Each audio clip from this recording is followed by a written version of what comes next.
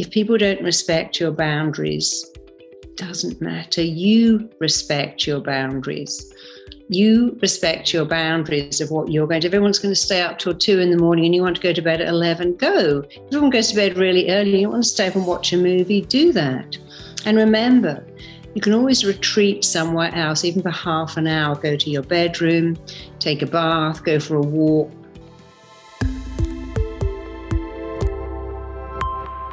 Hey, this is Marisa dropping in to give you some hints on how to deal with a holiday season. You know, we have so much excitement, so much build-up.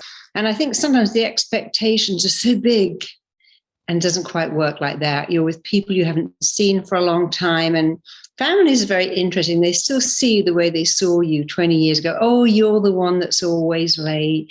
You're the one that's no good at math. You're the one that never spends money on gifts. And because our family have an image of who we are, they often don't see that actually we're not that person at all. One of the best things you can do to really enjoy the holiday season is this.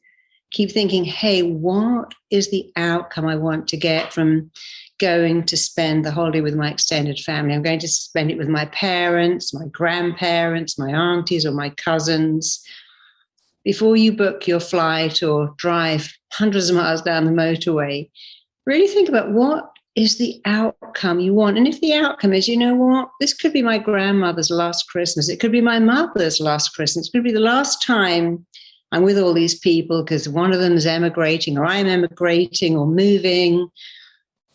If you focus on the outcome, that you want to have a lovely, memorable day, it actually gets easier to say, oh, you know, my aunt is so annoying. She has the TV on so loud. My uncle always eats so fast. I can't stand the noise of my grandmother sucking, whatever it is that bothers you. When you focus on, I've come here to have a wonderful time, especially if you're going to your spouse's family, they're not yours. And it's like, oh, I don't really like his family like mine. If you keep pulling back to what is the outcome I want? I've spent ages buying gifts, wrapping gifts, maybe making food, and I want everyone to have a lovely day.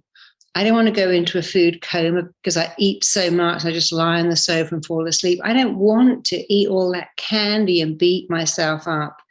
So focus on the outcome. How much do I want to eat? How do I want to come across?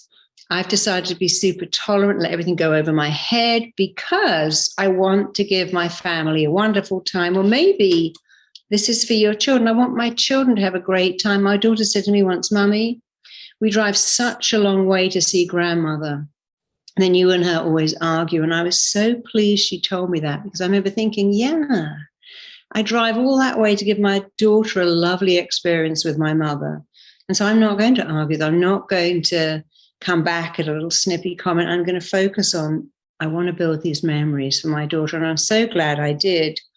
So you can always learn from, hey, what happened last year? What went wrong? What went right? How can you stop people seeing you the way you were when you were 8 or 9? Your brother still sees you as some silly little kid. How do you stop getting drawn in? How do you have people respect your boundaries? My husband stopped drinking, and one year someone said, oh my God, that's so boring. How can you possibly enjoy life without drink? And then he started pouring out wine going, oh, this is so delicious. You don't know what you're missing. And my husband actually luckily thought it was very funny that this person, rather than saying, well done, so proud of you, he said, oh, you must be crazy. How can you enjoy Christmas without wine and champagne? How can you enjoy Christmas without loads of candy? If people don't respect your boundaries, doesn't matter. You respect your boundaries. You respect your boundaries of what you're going to. If everyone's going to stay up till 2 in the morning and you want to go to bed at 11, go. If everyone goes to bed really early and you want to stay up and watch a movie, do that.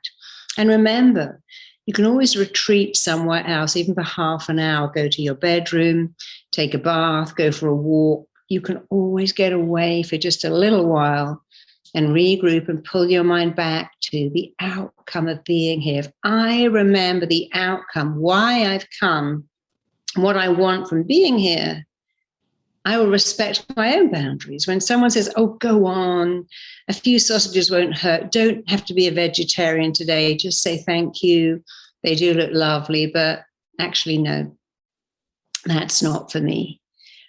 And when people pull you into questions you don't like, and if someone buys you a gift and you don't like it, or you think, gosh, that's a little offensive, or haven't spent any money on me, keep pulling back to none of this really matters. We all have so much stuff we don't want. You can re-gift that to someone else, take it to a charity shop, and just go on having a wonderful time. I remember one Christmas, somebody gave me something. They said, you can change that if you don't like it. And later I said, actually, I would like to change. I've already got it. And they were so upset. They went, oh, well, no, I didn't really mean that. I went, oh, I'm sorry. And I realized when someone says you can change that, I have the receipt, you should never go, oh, okay, I'd love the receipt, because actually I already have that very item. Just say thank you so much. Thank you so much, because it's always a thought that counts. Whatever somebody bought you, they thought about, even if you think, well, think about me very much. I hate that thing. It's the thought that counts. The holidays are about being with people and having an amazing time. It's a celebration. It's a festivity. It's a ritual. It's not really about gifts. It's about being with, it's not even about the food. It's about being with people and celebrating being part of a family. And remember, your problem, your difficult aunt, super critical uncle, annoying kid brother is someone else's fantasy dream come true. Imagine waking up. One of my clients said that I woke up and I had not a single person to wish happy Christmas to, not one person, no one to share gifts with, exchange gifts with, have a lovely dinner with. I was all on my, and another of my clients said, I actually took a sleeping pill on Christmas Eve. I took 2 and I didn't wake up until the day after Christmas. And that was one of my better Christmases. So remember, there's somebody somewhere who would swap places with you in a heartbeat, who would love to have a difficult family, who would love to be overwhelmed with cooking and all these people staying in the house. It would be their idea of heaven. It's just a day. Only a day. It goes really quickly. And if halfway through you think, oh, this isn't what I imagined, think it's a day. You can cope with anything if it isn't permanent, isn't personal, isn't going on all the time. If it's your worst Christmas day, go for a walk, put on headphones, pretend you're engrossed in something, meditate, do anything.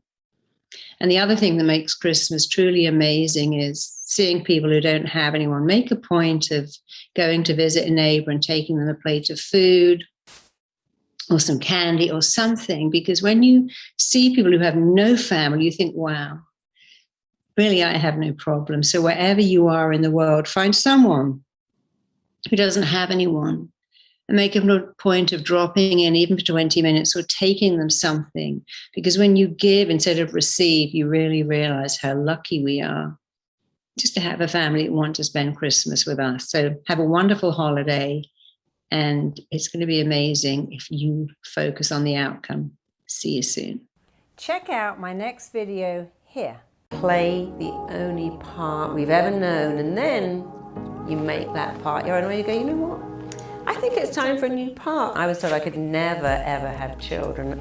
My whole RTT training was based on being told I couldn't have a baby.